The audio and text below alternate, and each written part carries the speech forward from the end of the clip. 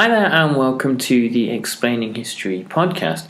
And today I want to talk through some complicated set of ideas and processes that occur within the heart of the Nazi movement from the late 20s to the early 1930s. As far as economic policy and economic strategy go, the Nazi movement is marked out by economic confusion and incoherence throughout most of its existence, and there's far more ambiguity over ideological foundations of economic policy than one might imagine. So the Nazis came late to the idea of coherent economics. Mussolini's corporatism, whilst being a sort of a mishmash of socialist ideas and nationalist autarkic notions and anti-globalist tendencies, where a country would be administered by an autocratic figure and the economy be managed within a sort of a notion of a national interest, with labour and capital being held in place by a overweening authoritarian figure and a bureaucracy. This was quite an early version of fascist economics, and was well established, obviously, long before the Nazis had anything remotely equivalent. And obviously, if you look at the other side of the ideological divide, if you look at the Soviet Union, economics was baked into the ideology of the Soviet Union, of Marxist-Leninism, and was an inherent part of the programme. A Marxist interpretation of history was based around notions of economics and ownership, and the socialist version of what an economy would look like, or at least a Leninist version of that. And because Hitler's primary fixation with all things is that of race, economics comes as a kind of a secondary consideration. The 25-point programme that's put forward in 1920 was a classic kind of expression of the fears and anxieties of Germany's Mittelständler, the lower middle classes. They were a combination of anti-communist and also anti-capitalist views. Not that the Mittelständler were anti-capitalists innately, but these were small businessmen who were not opposed to private ownership, in as much as they were opposed to the operation of market forces, or the unleashing of market forces in their rawest form, and the destruction that these wreak upon Germany during the interwar years was a kind of a vindication of their antipathy towards these powerful and seemingly kind of unstoppable and yet sort of almost intangible forces. See, within this opposition to the rawest forms of capitalism, and obviously to Soviet communism on either side, is an ideological space within which fascism can operate. An economics based on race and identity and belonging is what Hitler proposes. Obviously, he makes the case that these big, powerful ideological forces, communism, capitalism, the thing they both have in common is they're both some sort of unpleasant Jewish trick designed to do in the ordinary, hard-working, salt-of-the-earth German, who, in Hitler's eyes, I think is a rather simple character who doesn't really understand what has happened to his world, and how the simple life in which they lived before 1914 has been now devastated and torn apart by these kind of great global forces. In 1920, the 25-point programme expressed antipathy towards, and this is kind of a code for the Jews, people living on investment income, to multinational or kind of cartel capitalism. They expressed antipathy and towards finance and the stock market.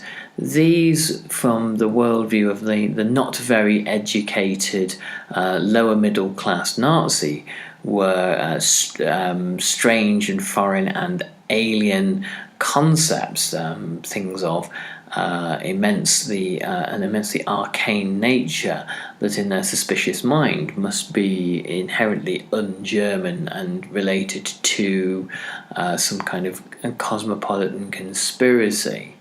And the language that is expressed in the Nazis' original programme is speaking to the small man, the small and anonymous individual who is swept along by these great forces and seemingly has little agency of their own.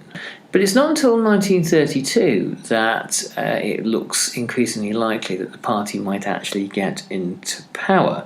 And so an economic policy needs to be devised that speaks to a whole range of people that had never been addressed by the Nazis before, i.e.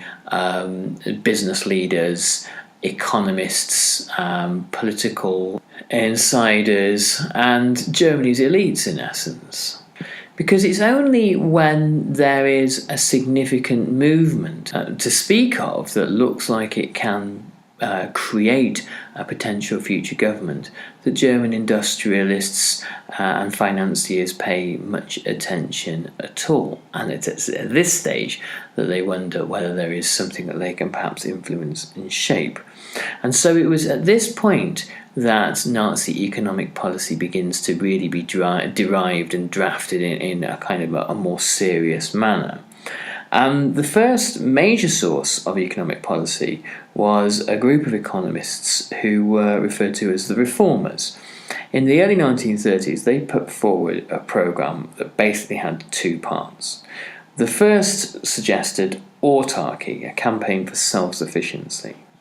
And on top of that, a large economic area, or the Grosswirtschaftsraum, which would be an area of economic dominance, perhaps in Central Europe, the fabled, long sought after Mitteleuropa, that could either be militarily conquered or come under sort of political or economic dominance of Germany, and then be placed behind a tariff barrier and be revolve around Germany as the economic hegemon. Now, these two policies were not mutually compatible, particularly, as the latter policy existed really because of a realization that the former policy, that of autarky, was unachievable and unworkable. To understand autarky for the nonsense it is, most European countries by the early 19th century had sufficiently large populations that they needed to be fed by not only colonies but also imports of grain from Russia, from parts of the Ottoman Empire, and eventually from the Americas. By the 20th century, there isn't a single European country outside perhaps the poorer countries of southern Europe that is anywhere close to being able to feed themselves because of their increasingly large populations. And therefore, autarky was an attempt to remove Germany from the global economy and to really try to turn the clock back to an economic era that hadn't existed perhaps in Germany for over a century. But as with so many things to do with Nazism, the act is more propaganda than economics. It's more gesture and theatre than it is sensible and meaningful economic policy. The economic crisis after 1929 that saw a collapse of the international trading system created opportunities for autarkic arguments and also opportunities for this kind of economic hegemony within Europe. The normal rules of global trade had been turned on their heads by the Great Depression, and there had been a collapse in the German economy.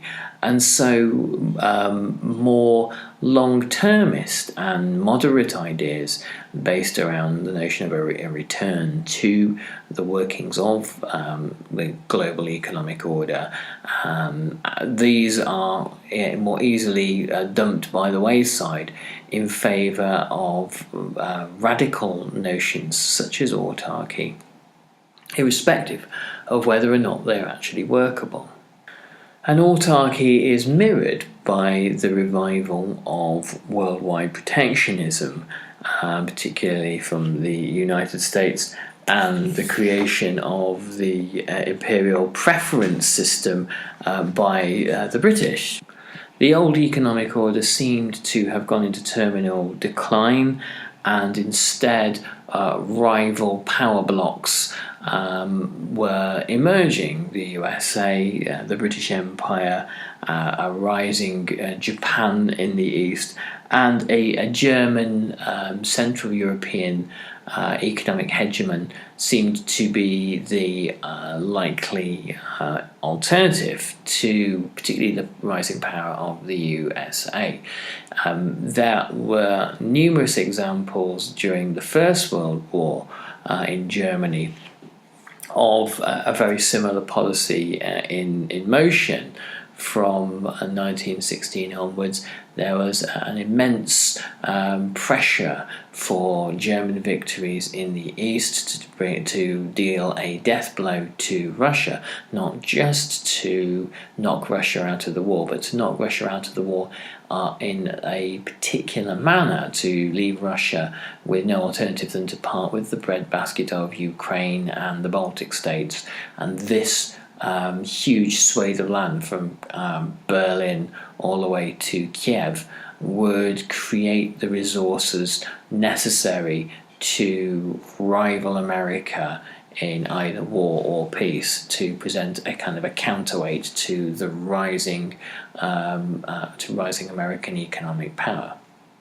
I think it was Bismarck who said that the one geographical and historical truth that is that trumps everything else is the fact that Americans speak English, and German politicians from Bismarck to Hitler have been acutely aware of this, and acutely aware of the fact that a large English-speaking power across the other side of the Atlantic will one day, its vast productive capacities will one day decide pretty much everything. And therefore, the creation of a sphere of influence in Europe, an economic sphere of influence that can be largely plundered for the benefit of Germany, is the only viable solution to this problem. But in many ways, autarky and a creation of an economic bloc, a Mittel Europa economic bloc, were nationalist ideas as opposed to meaningful economic ones. There are all sorts of things in the writings of Friedrich List, for example, the kind of the father of German economics in the 19th century, that kind of mirror this. When the economic area, the Zollverein, was created in the 1830s, which gave Prussia immense economic hegemony over large parts of the German Confederation, by creating a free trade area and the dissolving of internal tariff barriers. One of the reasons why this happens, according to List, is that the British Empire is such an effective free trading institution, pouring its manufactured goods into Europe, that Germany has the choice of either becoming an economic power within a free trade area itself, or becoming an economic colony of England, as he put it.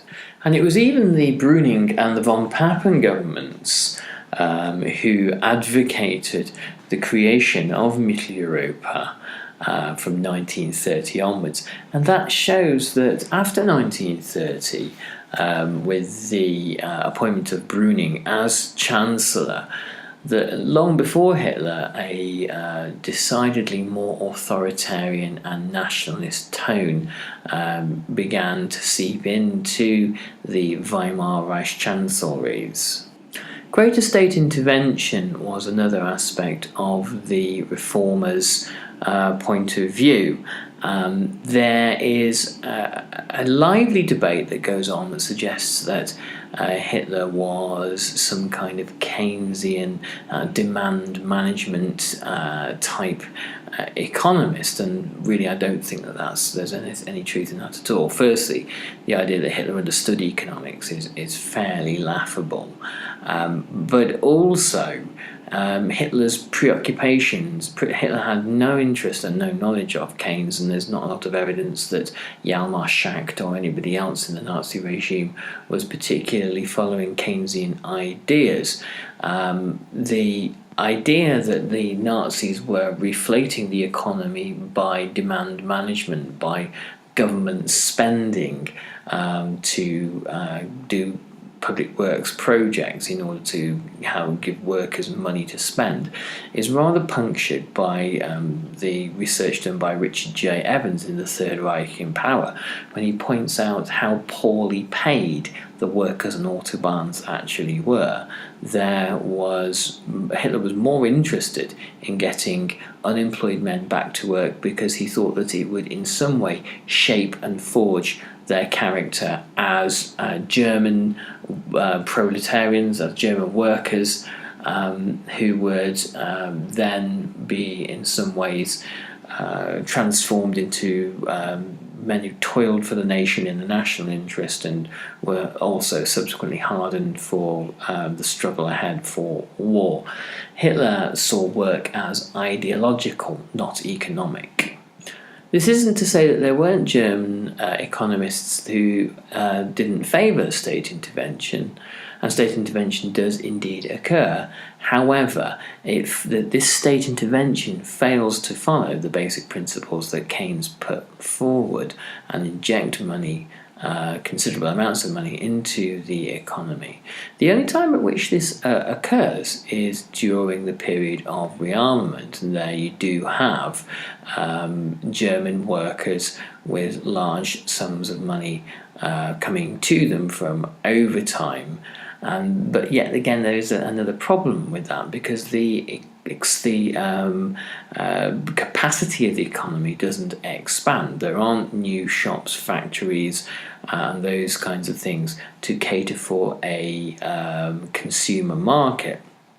When workers have money, then they find there is little to spend it on. The war industries began to consume large amounts of resources, so there's less stuff in the shops, and there are fewer luxury consumer items or not attractive consumer items for workers to buy, and therefore purchasing from abroad leaves an outflow of cash and ultimately eventually gold from Germany just at the time that Hitler's trying to stockpile it in order to help finance his future war.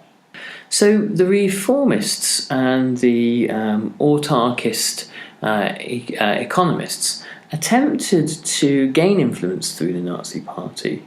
The party in 1932 was looking out for ideas that could address the economic crisis, and yet because within the party there is little original economic thinking itself, their ability to discern between useful and useless economic ideas is patchy, to say the least.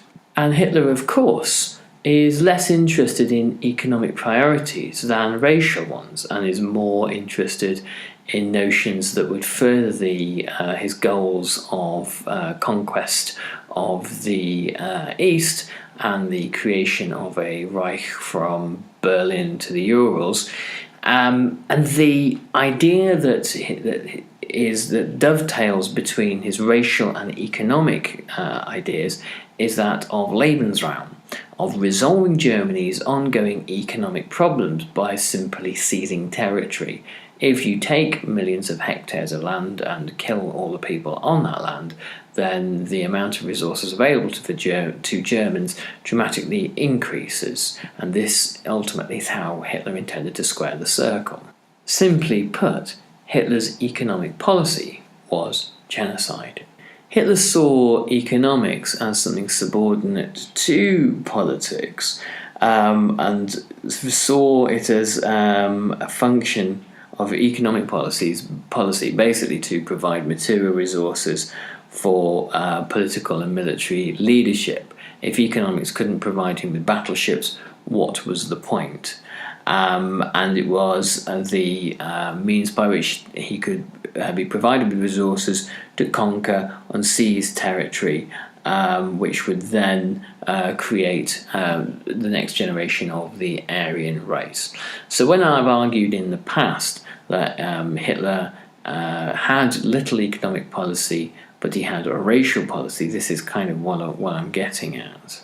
Now, Noakes and Pridham, in their brilliant book Nazism, a documentary reader, 1919-45, Volume 2, State, Economy and Society, they present a source from one of the reformers, Heinrich Draeger, and he published a pamphlet in 1932 called Work Creation and the Productive Creation of Credit.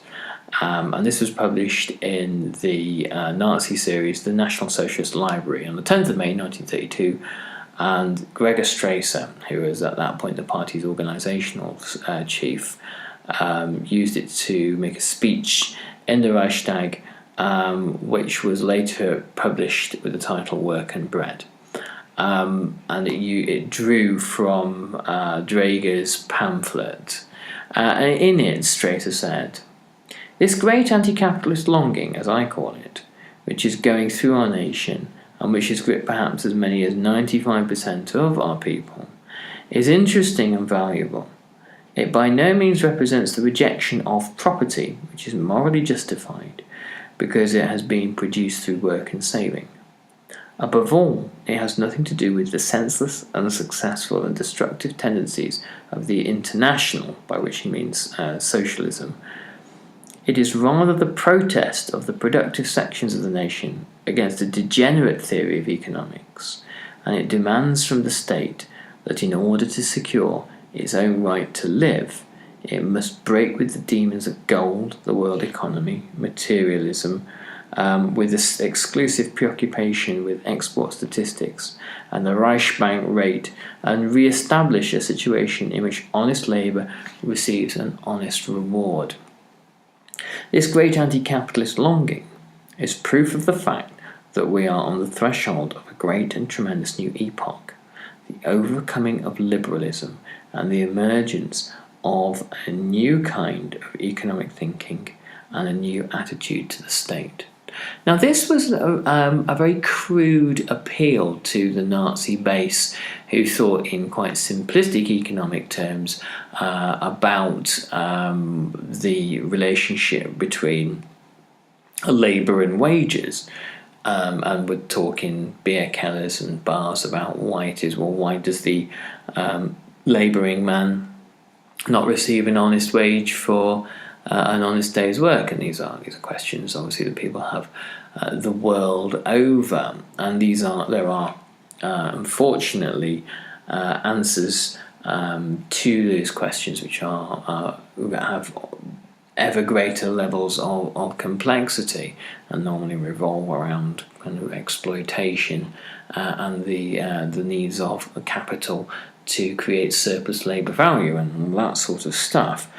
The way that the Nazis were trying to present themselves as economic thinkers, they were saying, well, this business, this sort of socialism business, if you ignore ideas about private property and rent capitalism and all these kinds of things, they're all fine, by the way.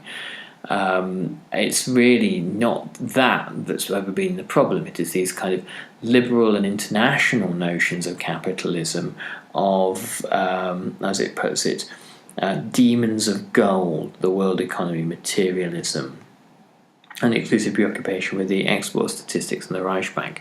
Bankers, banking, finance, international trade, and globalism. These are the real demons. And it's easy if you're a Nazi to conflate that with the Jews.